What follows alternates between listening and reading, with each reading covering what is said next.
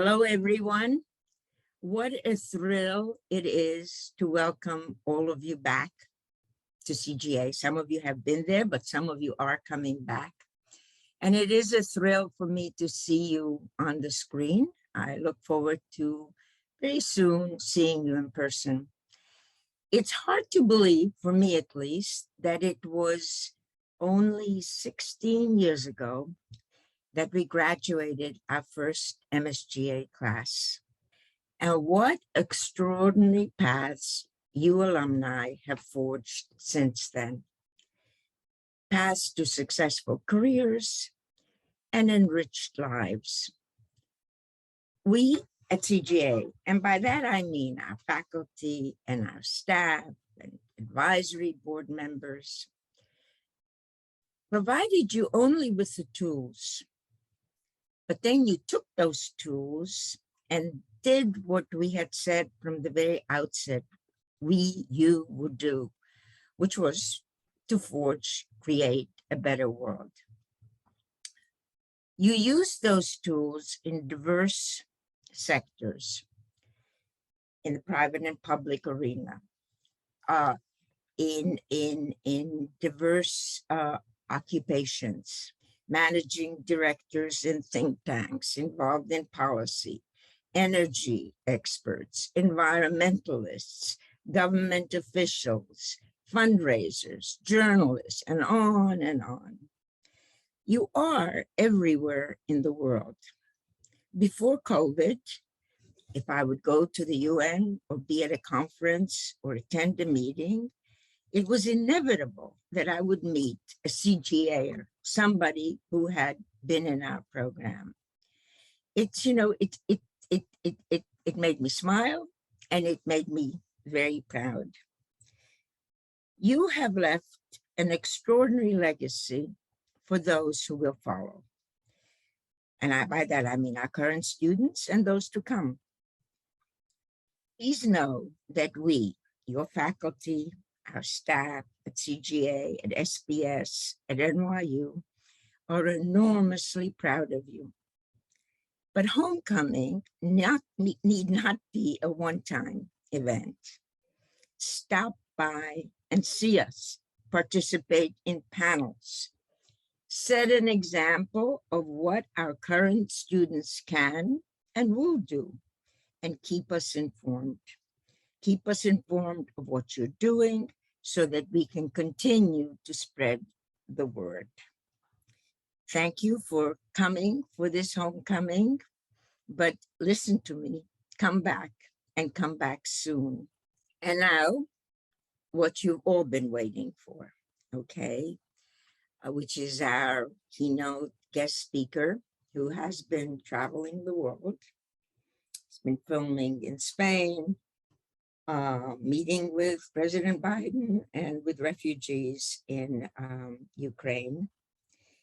No other than José Andrés, who exemplifies what an individual, one person, can do to help those in need. I'm not going to go into his bio and take up time, but Michelle, I think, is flashing the bio on the screen, and I don't think he needs an introduction. Thank you. Hi, everybody.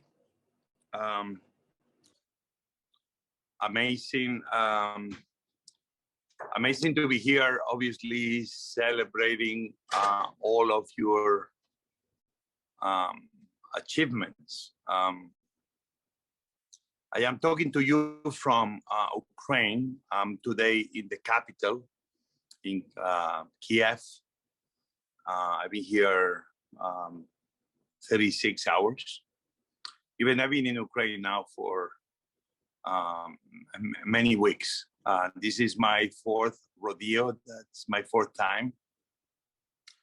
And the long story short, I founded this organization called World Central Kitchen. I hope you know about World Central Kitchen by now, because it's getting very boring to repeat the story of what. But imagine one very simple thing. Imagine that a group of cooks like me, we dream that we can feed the world if we come together. and imagine that the dream sometimes becomes true, becomes reality. It's almost like Peter Pan. Dreams sometimes can't come true, but those dreams only come true if you work hard, you don't work alone, you work as a team, you believe in with the people as three words that they are more powerful than even the writers of what became our country when they were putting ideas that sound crazy at the time.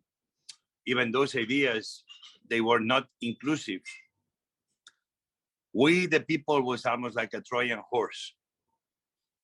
We, the people, became a Trojan horse of what actually a nation that is inclusive can become. A nation that believes in longer tables, knowing higher walls, can achieve. And in a way, World Central Kitchen is that. An organization that believes that big problems have very simple solutions. So World Central Kitchen, with the boots on the ground, has shown often, even we are only organization with 80 people on payroll, that we can, during the pandemic, achieve 500,000 meals a day, that we can be feeding hundreds of hospitals at once, that we can go India and very quickly open in 17 cities feeding facilities to feed 95 hospitals in a moment where India needed the help of every single person that could go there to help. We had helicopters, we had boats. More important, we had hope, and we had the will to make it happen. We achieved close to 80,000 meals a day, 50 medical evacuations in the first days, medicines, creating not only a system of cooking and feeding, but a true system of distribution that nobody else could imagine. Because sometimes you need to be crazy. Sometimes you need to be thinking like the sky is the limit, and actually you can touch the stars. I think we can all be pretentious and sound a little bit crazy when you're trying to solve some of the big problems we face on Earth. Because I believe without being crazy, we are not gonna solve them. Without being pretentious, we are not gonna make anything change or happen. So we need to be bold, and you people, you have this opportunity on the 21st century to be bold and prove people wrong. Because the recipes of the past are proving that they don't work in the present. Therefore, new recipes for success to change and improve the world must be written. And if you don't write those recipes, nobody will, because you will keep following the same old recipe book of foods that don't fit the world. So we are in Ukraine. World Central Kitchen has done already close to 6 million meals. We are in more than 265 shelters. We're delivering food to more than 1,000 locations. We have kitchens in Przemyśl, in Poland, in Lviv. I'm today in Kyiv. Tomorrow, Nate Mook is arriving to the north of Ukraine. And I'm forgetting the name of the city, but there's so many beautiful names in this country. I'm moving to Zaporizhzhia near Mariupol, because we're dreaming that peace is going to be achieved and we can be feeding Mariupol. We are sending food to places like Odessa. We are sending places, we are feeding inside Kharkiv, which was the city I was trying to remember in the north, but we are feeding in Kherson, which they are surrounded by troops. At the end of the day, 6 million meals. We are not living in Ukraine. We are here because we have people all across the world, all across America that support us. And because we are a group of cooks that believe that we can feed the few, but we actually, if we come together as one, we can feed the many. Therefore, my friends, my friends, I only want you to know this, that the sky is the limit. I came to America when I was very young. I was 21. I always look at the space, at the stars, like something amazing. I look at the space station every night. I dream of one day feeding on the moon and on Jupiter and on Mars. I dream of going down deep in the ocean. Let me tell you, I've been down deep in the ocean, more than 500 meters in a submarine. And in April, in the first days of April, I'm gonna be feeding paella and Iberico ham in the space station. You see, those were two dreams that probably everybody will tell me. A cook like me that left school when was very much 16 will never achieve. I'm 52 and I'm about to achieve both dreams. To be down deep in the ocean and to be high up in the sky. Yes, we can feed the world if we dream big. So that was great. This is Richard. Richard Wolff. I am a friend and also I work with Jose. I'm on the advisory board and also on the adjunct faculty of this wonderful NYU institution, the Center for Global Affairs. So I get the privilege of asking some questions, but also for the audience, put some questions into the chat so it's not just me because Jose is bored of my voice already. Jose, people look at what you're doing in this zone and say, well, number one, who else is there when you're out in the field, you're in Ukraine? Who is doing this stuff, any humanitarian work? And secondly, what made you think that you could do it?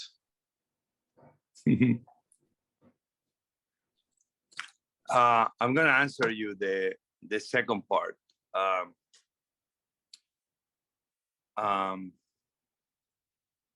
I am a guy that loves science fiction. I'm a guy that loves the movies of the past and the movies of the future. I'm a guy that thinks that Jules Verne was not just a guy that wrote a novel thinking that we could feed the planet, harvesting the deepness of the ocean. But I'm actually a guy that thinks that Jules Verne was a visionary that saw what nobody else was able to dream. Therefore, it's been with me, the idea, for long, and you, Richard, now, we know each other for long. And you, Richard, you've been, because you are smart, even I don't understand your accent, because your accent is heavier than mine. You are a guy that through the years, you helped me be smarter. You disagree with me, even sometimes you agree with me only to make me prove my points, or vice versa. You agree with me even after you challenge me to prove our point. So people like you make me smarter, and we all need to find friends that challenge us every time and makes us smarter. Remember, we are only as good as the people we have around us. And I'm very lucky to have great people around me, as I hope they dream. I am around them and make them smarter. So we have a couple of questions about the logistics, about how you do what you do. Can you just explain a little bit about how you get the food and who on the ground is preparing? Because I think people look at you and say, well, you have the spirit, but how does it happen? How do you set this up and get it going? Roughly the numbers I need to check, because I'm with you, I cannot check because my phone is everything, and my phone is my connection to you and my information, and the way I communicate with my daughters, a good kiss, good night. But right now we are in 7 countries, Moldova, Hungary, and Romania, and Slovakia, and Poland, and obviously Ukraine. And I don't think I mentioned Spain, which is where I'm from, and I'm very proud I was there, very much opening the first operation in Spain. But the good news is this: we are in more than 1,000 locations. We deliver food every day. We are in more than 250, 260 shelters across Ukraine and those countries. Even Ukraine is becoming bigger and bigger every day. Obviously, from the beginnings of this crisis to now has shifted. We took care of the border on the Polish side. Very quickly, we expanded into the other countries. Very quick expanded inside every border pass inside Ukraine, because the wait was 4 or 5 days at temperatures minus 10 Celsius degrees. And before we knew, we began moving in those countries like Warsaw and Krakow, because with shelters being open there, other countries like Spain, and we began helping the local mayors, partnering with them. And very quick, we moved in Lviv, but very quick, we moved in other cities. Now we are in more than 23 cities inside Ukraine. And we began doing what we do best. Obviously, we had the shelling on this nutty attack by the Russian army. And destruction is happening. People are dying, especially women and children, that they should not go through this horror. But we have one thing is very special, that we have chefs, we have restaurants, we have food people, that they decide to stay behind and start cooking. And for you to understand, that's what Wolff Central Kitchen does. If everything is destroyed, we open our own kitchens.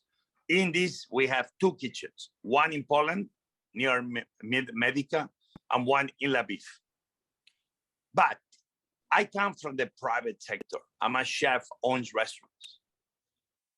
What better use of restaurants that don't to cook for the few, but in emergencies to cook for the many? If I'm able to activate restaurants, imagine what we cannot do. That's why I say Wolff Central Kitchen is the biggest organization in the world. Why? Because in my mind, the millions of restaurants around the world, they are all part of Wolff Central Kitchen. In my mind, every single food company and warehouse hosting food is part of Wolff Central Kitchen. They don't know it, but I do know it. Therefore, anywhere we go, we can feed everybody. So the logistics are simple. How do we finance ourselves? Because people like you. We are one of the organizations that raise the most money based on private donors. Why? Because they see what we do. People with boots on the ground. And big problems have very simple solutions. We embrace complexity. We don't follow a plan. Organizations that follow a plan, you know what they're doing? They're scratching their heads for weeks because nothing has gone as they planned.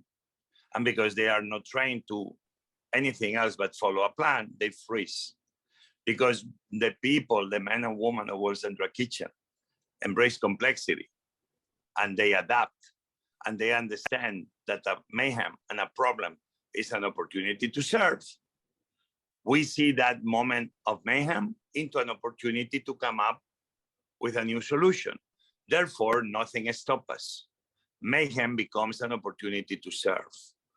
So we are on our way already, 6 million if we didn't pass it already today. We've been talking to the ministers of infrastructure, of economy, of agriculture, of tourism. We're thinking ahead. We are delivering food through 3,000-4,000 tons of food positioned in places like, obviously Lviv, but now Kiev, where I am right now. Obviously, we're sending food to Kharkiv.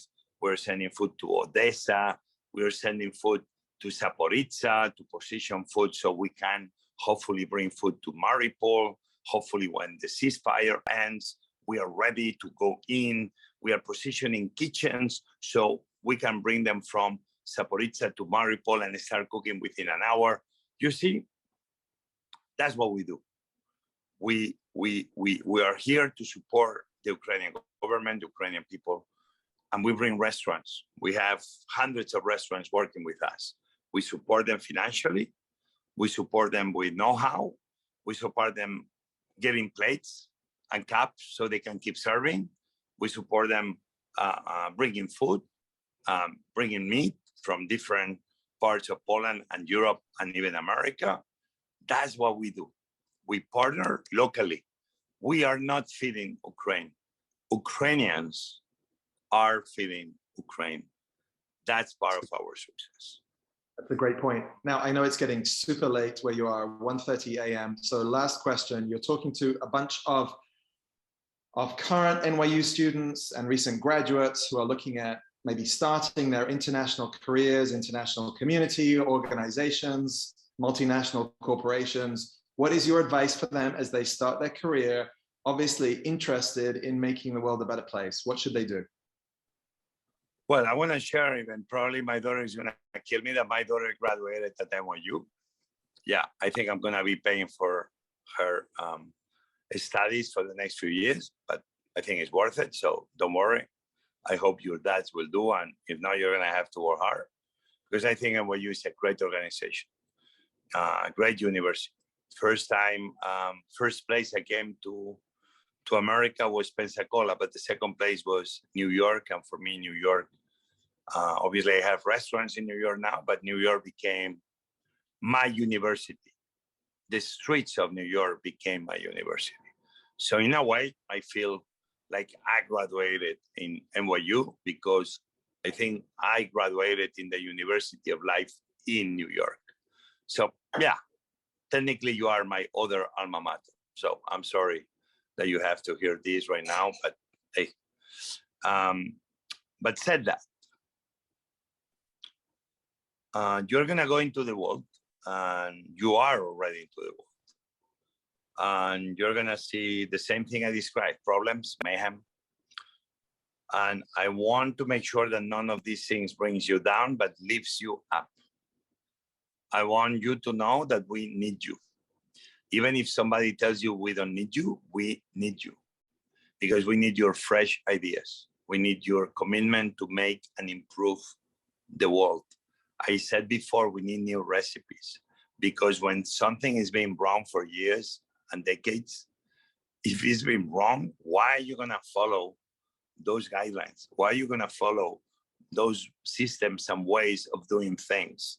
If you do a recipe 10 times and the 10 times you overcook the pasta, and 10 times you overcook the risotto, and 10 times you overburn the grill, the lamb chops, those recipes don't have a reason to exist. Don't blame yourself for your failures, but don't follow that recipe any longer. Write your own recipe. And if things don't go as the recipe you've written, listen, change the name of the recipe. You have the control, obviously, to do with your talents. Your talents are your talents. They're not gonna fill any script or any recipe. You're gonna have to find the place where your talents can exceed and succeed. And if somebody tells you that your talents are good for nothing, you actually should celebrate it and you should clap, because I've been told for the last 35 years or 40 years of my life that my talents will never take me any place. At the very least, I'm in Kiev. And since I was young, I always wanted to eat chicken Kiev style. You see, don't laugh. I'm here for a reason. I follow a path for a reason. I made it here because I was committed to find the answers to the questions my brain will pop up. So listen, people, you can achieve a lot of things and change the world, even it sounds, oh, here we go again. Somebody tell me you can change the world. You know one thing? To change the world doesn't mean you're gonna end hunger tomorrow, or you're gonna end in Mars, or you're gonna end in the moon. But in my world, I always say, let me make and cook one plate of food at a time. And let me succeed at that simple, but nonetheless complicated enterprise. And once I'm achieved that, I'm proud of that. Let's see if I can double that one plate into 2. And then let me see if I can do it into 4. all of a sudden you're gonna realize that before you know, you are taking so much speed. You are becoming so secure of yourself. You are leaving everybody behind that is trying to stop you down, and you are ahead of everybody, ahead of the naysayers, ahead of the people that you will not make it happen. That before you know, they are so far away that you don't even listen to them. Therefore, that's a challenge. You can only look at the future. You can only look at the horizon. You can only look at the stars. And the only person can stop you, you know who is? Yourself. Don't become the enemy of yourself. Become the embracer in chief of who you are and claim that horizon that is yours for the taking. Everything else, when you start finger pointing to others, the fault is not of the others, but of your own. Therefore, my friends, look at the sky, look at the sun, maybe a sunset or maybe a sunrise, but it's you and you alone to enjoy and take it. Yes, I am José Andrés, and I'm endorsing again my own message. And you are also, again, staying up very late for us. Listen, thank you. This has been brilliant. There are too many messages to read. Thanking you for your work in Ukraine. It is heroic. Please stay safe. Please stay safe. Thank you for speaking to this great audience. On behalf of everyone at the Center for Global Affairs at NYU, have a great night, get some rest, and hopefully we'll see you back here safe and sound very soon. Caroline, I think it's over to you. It is over to me, although I must say, what a extraordinary, just hearing Chef Andreas, thank you from the bottom. I'm going to speak for everyone here in this audience. We are so deeply grateful for all the tremendous work that you and your team are doing, for thinking bold, right? For being pretentious, for thinking crazy. I think these are going to be sort of three words that I add to my own sort of introduction for each orientation at the CGA. But really just that was phenomenal. And I think, you know, Chef Andreas also very much spoke to what we do at the CGA, right? When Vera Jelinek started the CGA, it was very much about creating global citizens who will change the world. And clearly, Jose and Richard, you're part of Jose's team, are doing just that, really in big and small ways, changing the world. So thank you so much. And I know many people, many of the current students, alumni that are out there are also doing their part and are also sort of seeking to be change makers in the world. So Richard, you were very modest when you did your self-introduction, but I'm going to give you a little bit more substance because we're so grateful to have Richard here with us. He'll be moderating the panel, which is to begin very shortly on food security, solutions to a global crisis. But Richard not only is a member of advisory board and a member of our adjunct faculty, but he is also a best-selling author. He is a digital media executive, extensive experience covering politics and foreign policy across multiple platforms. Probably many of you have already read his work. He's a regular contributor, his weekly column in The Guardian, focusing on US politics. He is also managing director of Jose Andres Media. He was previously chief marketing officer and chief digital officer at Global Citizen, which for those of you that took part in the amazing concerts in New York, we have Richard to thank for that, the Global Citizen concerts. And Global Citizen, a nonprofit social action platform built to solve the world's biggest challenges. So, and also included in that to end extreme poverty in our lifetime. So you can see why Richard and Jose are such a great pair, because they very much are aligned in their missions and passion for change. And again, we are just so deeply grateful to have him as part of the CGA community, as a really esteemed member of the advisory board. He helped bring Chef Andreas to us today. And just again, I am going to be sort of replaying Chef Andreas's words in my head, and just the the impact that he had on me in what he shared, and I know on all of us. So Richard, thank you again on behalf of everyone at the CGA. We really do appreciate your commitment, your service, and all that you're doing. So thank you. I'm going to hand it over to you to moderate our panel. So let me introduce Dr. Sonali McDermid, who is an associate professor and climate scientist at the Department of Environmental Studies at NYU. Her research focuses on understanding both climate change impacts on agriculture and food security and the impacts of agriculture on the environment. She's a climate co-lead for the Agricultural Intercomparison and Improvement Project, evaluating climate change impacts on agriculture, food security, and livelihoods across South Asia and Sub-Saharan Africa. And also with us is Dr. Alyssa Whitcraft, who is the Deputy Director and Program Manager for NASA Harvest, a diverse consortium of more than 50 institutions focused on advancing the use of satellite data by agriculture and food security decision makers. She's an Associate Research Professor in the Department of Geographical Sciences at the University of Maryland, and since 2015 has also served as Program Scientist for the G20's Group on Earth Observations, Global Agricultural Monitoring, which has a much better acronym, GeoGLAM. Did I get that right? I could go on with the introductions, but hopefully that's good enough. This session is about food security and solutions for this complex series of crises that we face in the world today. We've obviously heard from my friend, Chef José Andrés, about conflict as it plays out in Ukraine today, but maybe we can start with that before we get to climate change and everything else. How does conflict affect what is already a food insecure world? Maybe we can start with you, Sonali. Sure, yeah, I appreciate the question, and thank you, Chef Andres, for everything that you do as well too. Let me echo that. So that's a really big question, right? There's a lot of different components and facets to that.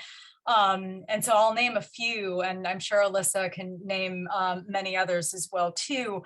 But ultimately, conflict disrupts many aspects of society that are required for a food system to function.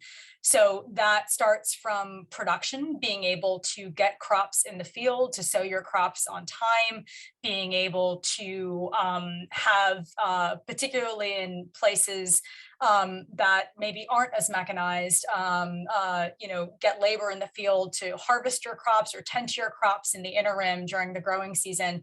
So even right from the very start at production, challenges are faced. On top of that, when you've got disruptions to the supply chain, which Chef Andres has navigated so well in these times of conflict, even if you do manage to somehow get your crop out of the ground and harvested, just trying to get it to market or in the hands of people can be quite challenging as well, not to say the least for any kind of processing or other parts of the supply chain. Even when it gets to the point where it can be consumed, having the access to adequate facilities, clean drinking water, all the other things that you need in order to prepare a meal can be challenged, right? And that's notwithstanding things like the imports of food and food aid and all the other ways the global supply chain can be impacted. So conflict is multifaceted in the way that it can impact the food system. And we need people and data to be able to target every single one of those things in times of crises. Alyssa, I'll throw the same question to you. Sure, yeah, Sonali outlined some important points. I mean, if we look at the context that we're in, particularly this year, we're coming off a poor harvest in South America for corn and soy last year, and a poor wheat harvest in North America, US and Canada from last year as well. And so stocks in the US in particular are some of the lowest levels we've ever seen. There's also dry conditions in South America now. That's a big deal for soy. That's and also for less so for corn and for rice. There's some dry conditions in Europe as well. And so while these areas might seem not what we necessarily think of when we think about food security or food insecurity, at least in times where we don't have conflict, in reality, these impact global prices, and those prices have kind of downstream effects throughout a variety of markets, both in countries that are wealthy countries that have portions of their population that are food insecure, and as well also in countries that are deal with acute food insecurity on a more frequent basis. There's also already been sort of record high prices for fertilizers over the past year.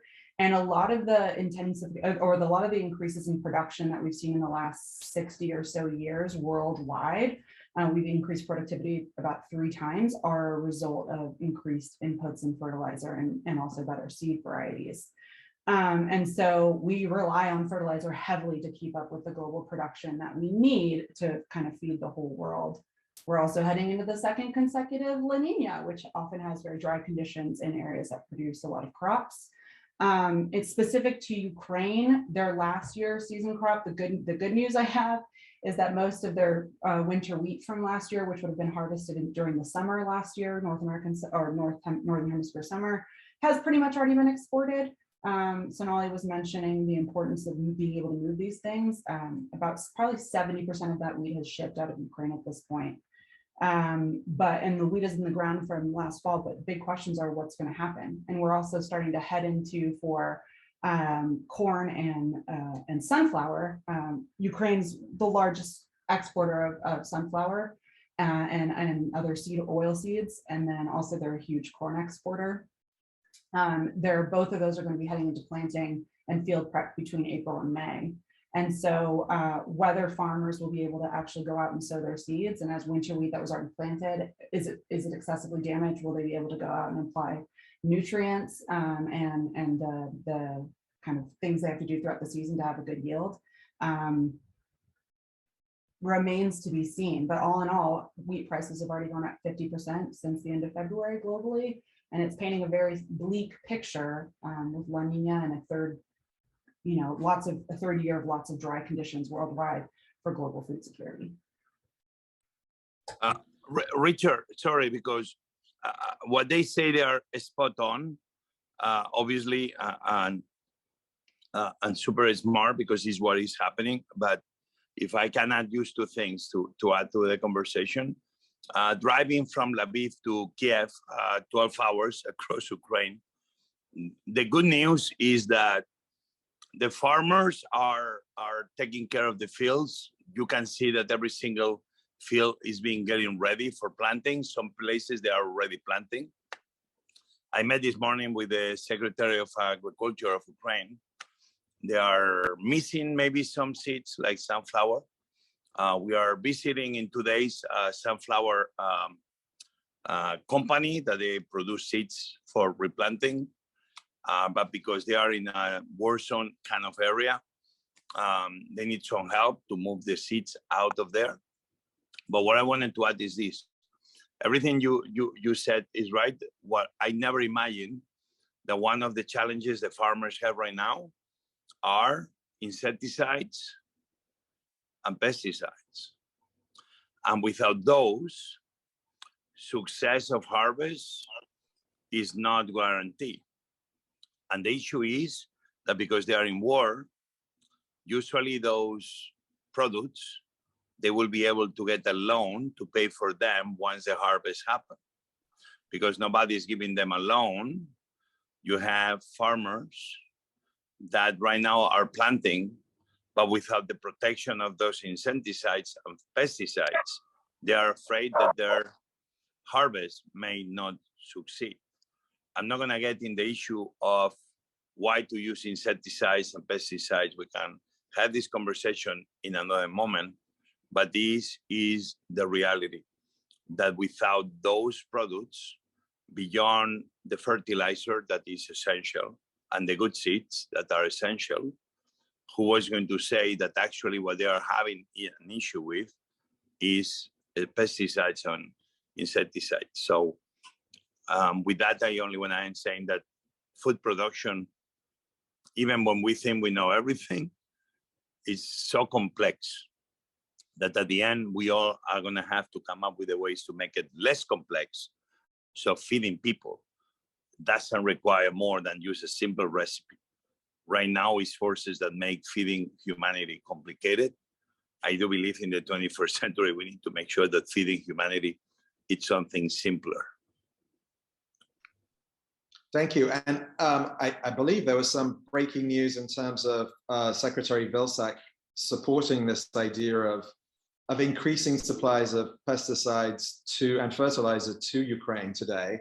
Yeah, I had a meeting with him early this morning at 8 o'clock and Samantha Power. I'm not gonna say he announced that news because we spoke to him after speaking to the Secretary of Agriculture, but I didn't hear this news, and I'm actually so very happy that he has announced this thing because it will be the best, smartest policy for the United States of America. That does get us into the question of how a globalized food economy and farming economy is disrupted, not just by conflict, but by climate related extreme weather events. So Alyssa, perhaps we could start this one with you. The disruptions that we see in terms of climate, you talked about some of the changing weather patterns, but there is a global impact to food security, isn't there? Not just a local one conditioned to certain markets and farms. Right. I mean, I think what's really interesting that Chef Andres said was talking about using sort of the same old recipe all over again, and why that isn't necessarily the way we need to be doing things going forward. And we have seen sort of this intensification, as I was mentioning, but it's not really been done very sustainably. And it hasn't been done with a view to sort of long-term resilience to both the climate changes that are being driven by many things, but including agriculture. I'm not even closely attribute it entirely to agriculture.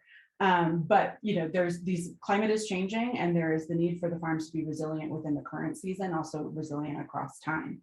And so there is certainly a lot of opportunity and a lot of room for improving the way farming is done. Historically, we've optimized only for yield. We haven't necessarily optimized for environmental outcomes or for social benefit. And we've seen sort of some policies go into place, like the US Renewable Fuel Standard, that incentivize the conversion of cropland in the US to corn for ethanol production. And the idea was to help with climate change, but there was a recent study by Tyler Lark that showed actually what happened was, there was increased row crop production in Brazil that deforested Amazonian lands. There was an increase in corn prices, an increase in other grain prices, probably also an increase in total emissions just in the management of the land in the US. And so kind of these single approaches to optimizing a single outcome as we move forward into an increasingly vulnerable and variable world, we just can't manage land that way anymore. We have to think about sort of integrated approaches to land management that prioritize food security and those outcomes, as well as environmental benefit and climate mitigation. Sonali, same question for you. Yeah, I think Alyssa's captured so much of that really well. Look, we have wound up over the 20th century with a highly productive globalized food system led by many places, and that's afforded some real gains in yield and productivity, but it's come at the expense, as Alyssa said so well, of redundancy and resilience. And so when you have extreme weather events, that could impact everything from the crop in the field to these choke points, right, within the global system of trade and supply, right? We have, in fact, when you start to look at, for example, the ports at which food, the bulk of the food supply sort of passes through, you can kind of distill it down to a few key ports and kind of bottlenecks across the world. And so that's ripe not just for climate extremes, but also for other kinds of disruptions. And so our system is highly productive, but with the trade-off of being very fragile. And so I think what Alyssa is really sort of, and I'm not going to belabor the point that she's made so well already, but looking to build resilience across the food system in a transformative way, right? Knowing that the homogenized, rather, reduced complexity, and I know, Chef Andres, it's interesting the way that, different ways that you can look at this. On the one hand, we need to simplify, but that could also be getting back to the basics of what agriculture is for, right? And agriculture is for many things, fiber and other sorts of harvest, but ultimately we associate it with food and food security. So foregrounding the need to feed people might actually change the way that we decide to conduct agriculture and the practices that we have in order to keep that first and foremost in our purview. So yeah. So there's a good amount of discussion around the climate crisis to shifting things like the auto industry to new sources of energy, but transitioning agriculture for a changing climate, where are we at in terms of the process, the long process of that kind of adaptation? I don't know who wants to pick that sort of simplistic question up, but I'm curious as to how long the transition would take and where we are on the spectrum there. Sure, I can start and again, it's a big question and a good one. How long it will take is sort of up to us, right? I mean, that's a decision. And there are some things that take longer than others, building irrigation infrastructure, things like that. But there are other things that could, changes to what we incentivize in terms of cropping systems, even changes to management strategies. I think the one thing that we need to keep in mind here is that, farmers are adaptable, kind of ingenious people, right? And when they're given options, right, and incentives and support, transitions can occur quite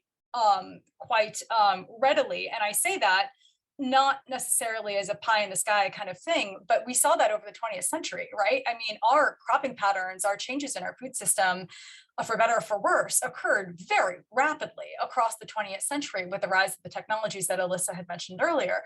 So there's no reason why it wouldn't be able to change in another way if it's incentivized properly. And so that's a decision, right, to be made.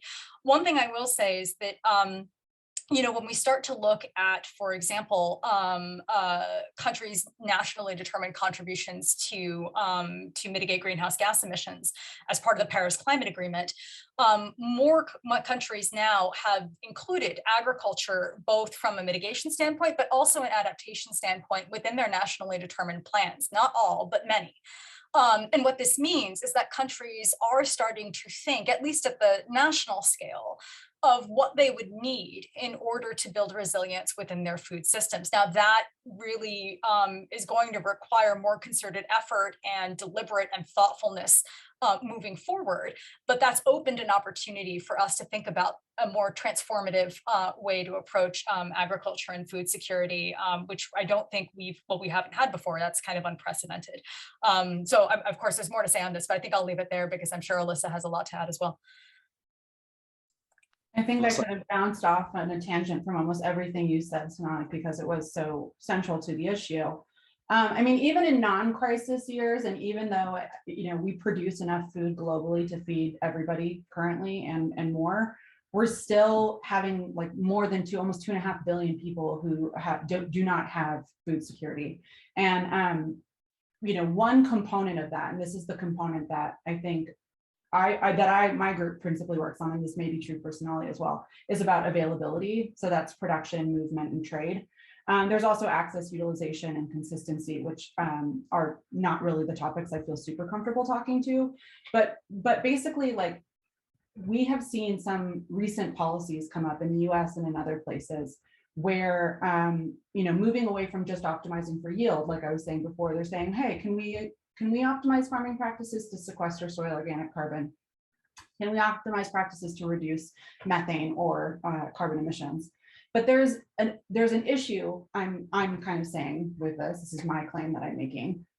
There's an issue with going from optimizing one outcome to optimizing another single outcome. Agriculture is a complex system on the plant scale, on the field scale, on the landscape scale, on the global scale, and there are interactions that need to be kind of taken into account. So you could think about, I gave the example of the ethanol and how that had some unintended consequences. It increased in 30% price for corn and 20% for wheat. That has food security implications for a lot of people the world over. And so if you think about these new, climate smart commodities and say paying people to sequester carbon in their farmlands and having that be reflected downstream either in carbon payments to directly to the farmer or have that be in the commodities themselves. So like you buy a bison burger and it's, was farmed on land that sequestered this much carbon or something like that. You have to think about what are the implications of that for nutrient cycling, for water quality. You need lots of nitrogen to sequester carbon in the soil. How much of that is going to run off into the waters? And what are also critically the implications for food security? So if you have people incentivized or paid at such a premium that maybe they adopt a practice, but on the whole, at the national levels, you see an overall decrease in productivity. If that raises prices, then what happens? And so having kind of a very, there needs to be actually more work done about what happens when you adopt these practices locally, what happens when you adopt them at scale, what happens in terms of all of the different outcomes that are relevant to land use and to the people who depend on land directly and indirectly for their lives and their livelihoods. So, it's a complex question. There's a lot that we can do to provide agronomic advice. I work with satellite data to detect what's currently happening in the season and in past seasons, and sort of what, say, the outcome of utilizing a certain practice or choosing a certain seed variety is on any number of things from yield through nutrient cycling. And but all of that feeds into a system that can provide the practical advice that people need to manage their crops for continued food security and climate mitigation. So I just want to remind the audience that we're going to open this up to questions shortly. I'll have one more round, moderator's prerogative, and then hopefully we can pass on some questions from, I think we're putting this in the chat. Michelle, you can tell me if I'm wrong there. A little anecdote from World Central Kitchen side of things. There was a recent family, the World Central Kitchen was feeding on the Texas border at McAllen, who had obviously crossed over on the land border. And the family from Honduras, and they recognized the World Central Kitchen logo. And the World Central Kitchen folks were surprised because the logo is not that well known. And they said, thank you for feeding us, but we know who you are because you fed us back in Honduras last year. And when they asked, well, how could that be? The answer was that they were smallholder farmers, that Honduras had been hit by back-to-back hurricanes that wiped out their crops. They had nothing to eat. They were fed over there, but because their crops never recovered, they then became migrants at the southern border. And so World Central Kitchen fed them twice, which begs the question. I don't tell that story to say World Central Kitchen are heroes, although they are.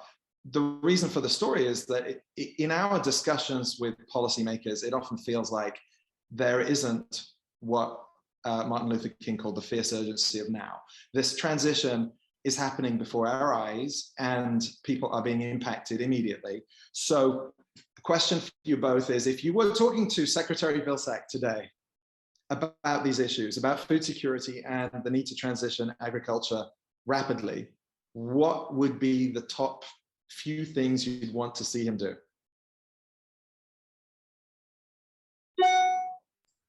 I sort of want to ask Sonali to go first because I feel like I was going to say, I'm curious about a list of things. Yeah, I also have to say when it's time for me to talk, I'm talking as a University of Maryland professor only and not in any way affiliated with NASA. So please, you go first, Sonali. I don't want to put you in a difficult position, but yeah.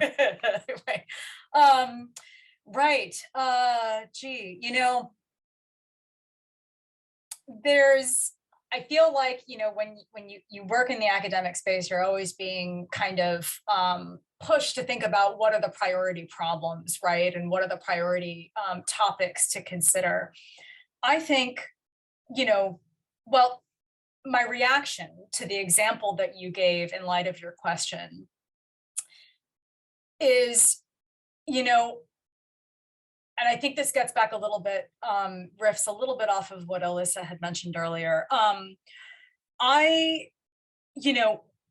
One option is to think of this from a production perspective, right? And back-to-back droughts can be very difficult to recover from right away autonomously. And by that, I mean the farmers alone by themselves, right? And so what we're going to need to think about, particularly across spaces, across emerging economies and elsewhere, even outside of the United States, is how do we bring supports that are not necessarily agronomic or in the field, but monetary crop insurance, for example, right? Which not even every farmer in the United States has, right? How do we provide supports to farmers outside of just what they're farming in the field so that they can weather, no pun intended, these kinds, or maybe so, these kinds of shocks, right? So that they don't have to leave. And really what then that comes down to is the strength of the state and the interaction between the state and the private sector on how policies impact farmers across these areas and rural livelihoods across these areas.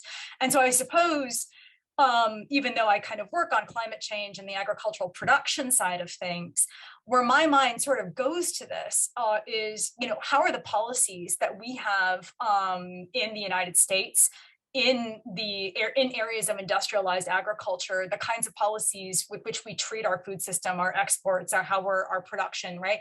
How do those potentially at a larger scale impact what farmers might feel within other nations, right, in other places? And how do we start to provide farmers, particularly smallholders, with the supports that they need outside of just agricultural management to withstand shocks, right? Right, having to leave shouldn't be on the table if people don't want to, right? In these contexts, there should be support services available for those, particularly for producers that do supply a large amount of food security at local and regional levels. So that's kind of where my mind goes. The United States has played a very big role historically and even now in our ag policy shapes global ag policy. It has throughout the 20th century. And even though it's not homogenous anymore, there are lots of countries at play, right? These are conversations we need to be having at that scale to see how we can insulate the rest of the food system. So that's my initial reaction. Of course, there's many things I would say to Vilsack if I met, but I think I'll stop there. And Alyssa, speaking in a private capacity at the University of Maryland. Yeah, for sure. To be extra clear about that. So one of the things I was thinking about is really centering farmers in the development of solutions. So what we know, I do a lot of capacity development work. It's mostly sort of operational tech transfers with other space agencies or ministries of agriculture around the world. But regardless of the context in which you're working, and regardless of whether you're working directly with farmers or you're working with big organizations, things are most successful when they are built together and they're built based on the needs of the people who are the key stakeholders and the most affected, and the people who are going to have to implement the changes. So to put it another way, no matter what, all the changes that are going to be needed to transform agricultural land use, farming, and production are going to happen by people who are in direct contact with the land. And so they need to be centered in the decisions. They also have more intimate knowledge about what's going on their farm than I will ever have, even though I have 1,000 sensors in the sky that I can derive different information from.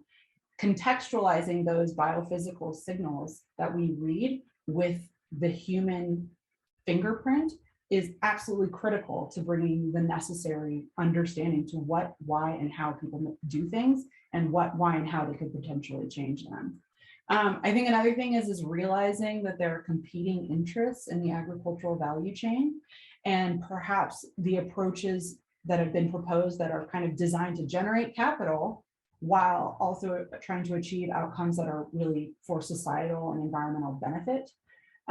Maybe those aren't the best approaches. Talking again about revisiting the recipe book. I mean, how can you expect a system? So take, for example, carbon markets. I mean, we've seen lots of issues in critical geography raised about this, about, you know, downstream changes that happen in other countries or loss of tenure for indigenous individuals around the world, a bunch of other stuff.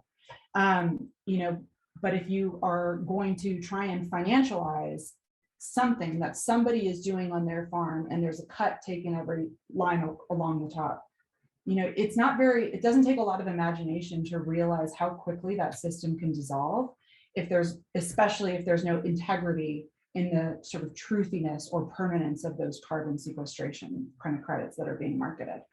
And then the, you know, another thing I would say is aggressive climate action is critically needed. And it's, yes, every sector has a role to play, but it's really critically about reducing combustion of fossil fuels. Nobody wants to hear that, but that's really sort of what it's kind of centered on. And yes, the agriculture in the US and beyond, it needs to adapt and work to mitigate climate change, sure.